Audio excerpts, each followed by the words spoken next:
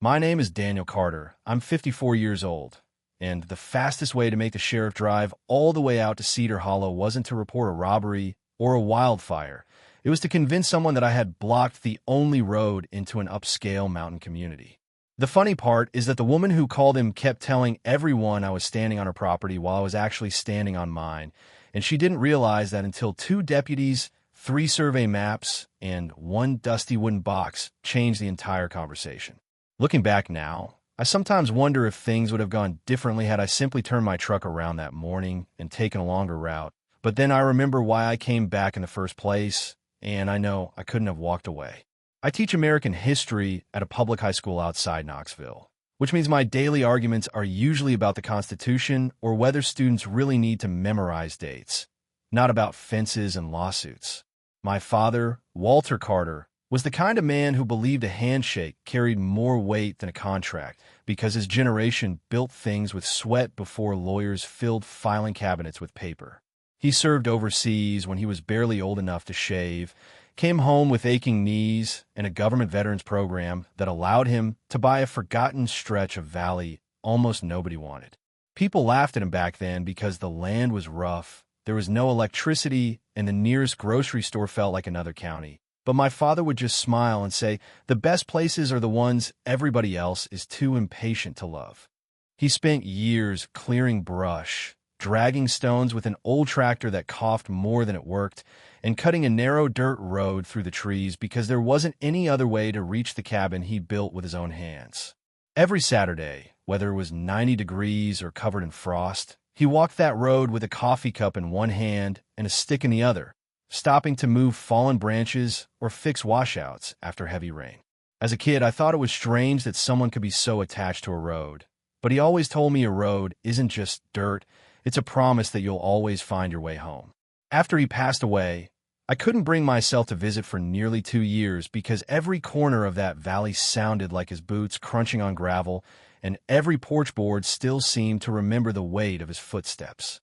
Then my mother died the following winter, and before she slipped away, she squeezed my hand and whispered that she wanted her ashes scattered beside the old sycamore overlooking the creek where she and Dad used to eat sandwiches after working on the property. So one chilly morning in early spring, I loaded her ashes into my pickup, grabbed a toolbox, an old family photo album, and enough sandwiches for a day alone in the valley, expecting nothing more dramatic than clearing weeds and talking to memories. The drive felt familiar until the last bend where the dirt road should have welcomed me like always, except it didn't. Instead, there stood a black steel gate anchored by fresh concrete posts, decorated with expensive stonework and flowering shrubs that had obviously been planted by professionals. A polished sign announced, "Welcome to Cedar Ridge Estates. Private community access. Residents and guests only." At first I laughed because I assumed somebody had accidentally built across the wrong parcel. But then I noticed a keypad, security cameras, and a chain wrapped around the gate with a lock that certainly wasn't mine. Before I could even step out, a golf cart rolled toward me carrying a woman dressed like she had just finished touring luxury model homes. She smiled the kind of smile that disappears before it reaches the eyes and asked if I was lost.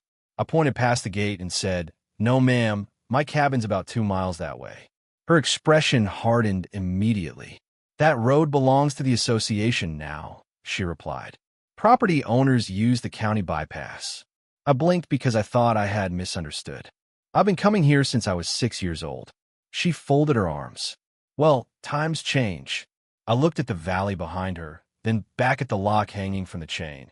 And for the first time in my life, I realized a stranger was trying to explain my own family's history to me as if I had imagined every Saturday I ever spent walking that road with my father. For a few seconds, neither of us spoke because I honestly thought common sense would solve the problem faster than an argument. I stepped closer to the gate and pointed toward an old white oak standing in the distance. "See that tree? My dad planted it after I graduated high school. The cabin sits another mile beyond it." She glanced in that direction for less than a second before looking back at me with complete confidence. "Sir, I understand people get sentimental about this area, but Cedar Ridge Estates purchased access rights when the development was approved. If you have concerns, you can contact the Homeowners Association." Then she handed me a business card with the name Melissa Harper, President, printed across the top in elegant gold letters. I slipped it into my pocket, climbed back into my truck, and drove away without another word, but I wasn't leaving because she had won. I was leaving because my father had taught me that when someone is absolutely certain they're right, the worst thing you can do is argue before gathering facts. The alternate county road she mentioned twisted around the valley like a lazy snake, adding almost 40 minutes to a trip that used to take 5. By the time I reached the cabin, my coffee was cold, my patience was thinner than the gravel under my tires, and the only thing keeping me calm was seeing the old porch still standing exactly where my father built it. I scattered my mother's ashes beneath the sycamore she loved, stood there listening to the creek for a long time, and quietly apologized to both my parents because somehow strangers had managed to lock the front door to our memories. That night, I stayed in the cabin with nothing but a lantern, a wood stove, and 1,000 questions. Around midnight, I remembered an old cedar chest Dad kept under his workbench. The one he always joked contained paperwork boring enough to cure insomnia. Inside were faded envelopes, county tax receipts, survey sketches, photographs, and a leather folder tied with a cracked shoelace. I untied it carefully and found the original property records, handwritten notes from surveyors decades earlier, and a folded map showing every boundary line. The road wasn't beside our land or crossing our land. It was entirely inside our land from beginning to end. I stared at the map long enough that the lantern nearly burned out. The next morning, I drove into town and visited the county records office where an elderly clerk named Frank recognized my last name before I even introduced myself. "Walter Carter's boy?" he asked. I nodded. He smiled. "Your father used to bring tomatoes from his garden every August." I explained the gate and the association. Frank frowned, disappeared into the archives, and returned carrying oversized plats and recorded deeds. For nearly 2 hours, we spread documents across a table until even he leaned back in his chair and laughed. "Well, I'll be," he muttered.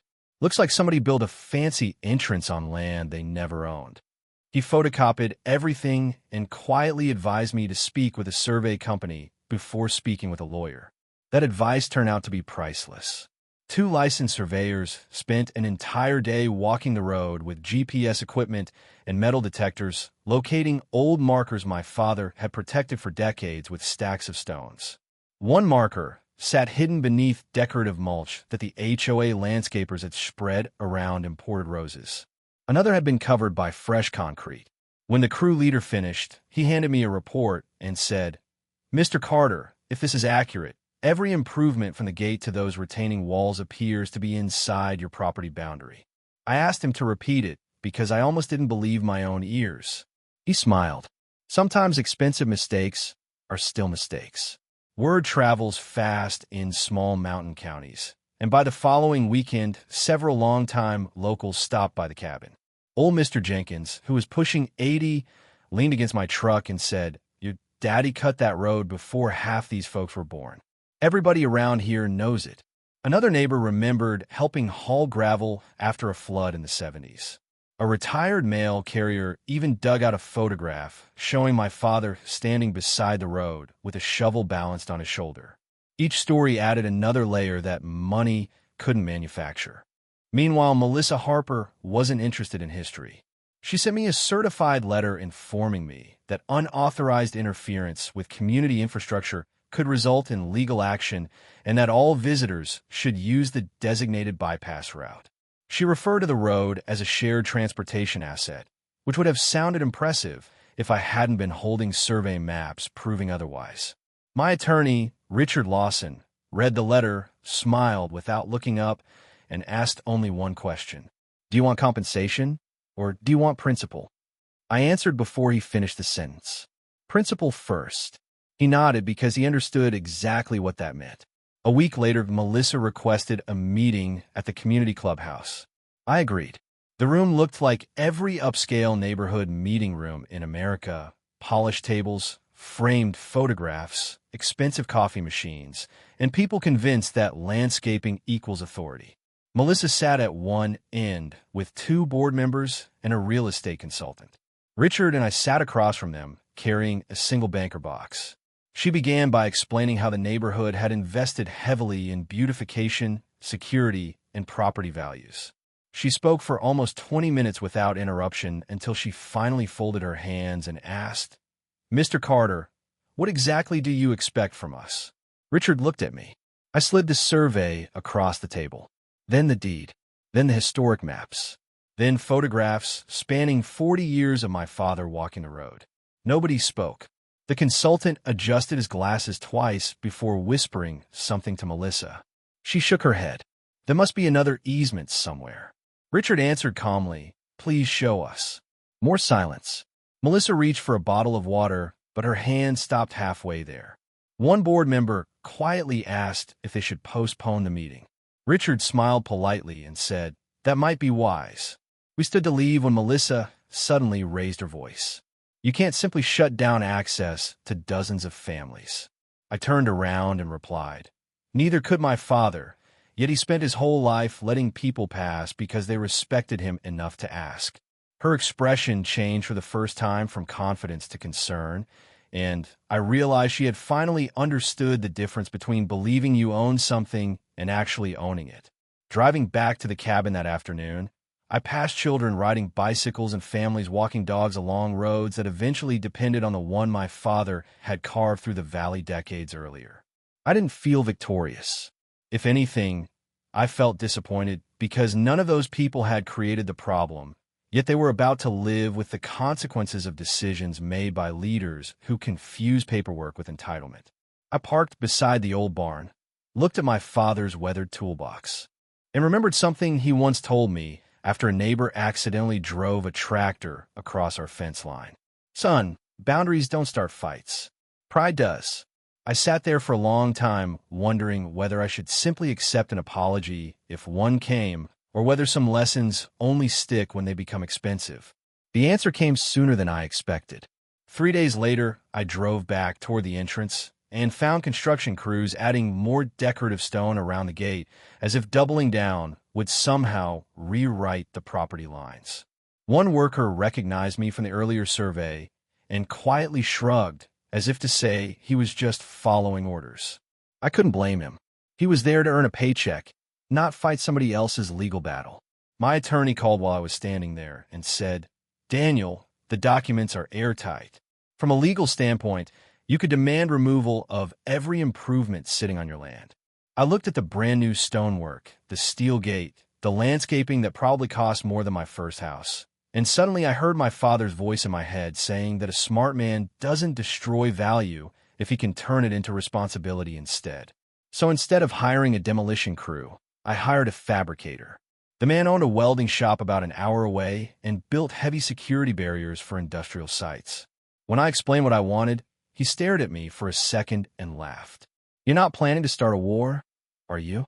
I smiled and answered, "No, just trying to end one."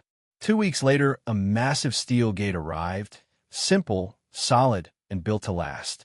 Mounted across the center was a bronze plaque that read, "Some things are inherited, others are earned." We installed it just inside my boundary line, exactly where the survey indicated my property began, and I replaced every lock with my own.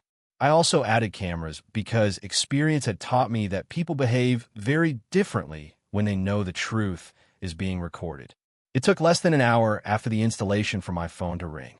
The caller identified herself as Melissa Harper and demanded that I reopen access immediately. I calmly told her that she was welcome to discuss legal access through our attorneys. She called me unreasonable. I wished her a good afternoon and hung up.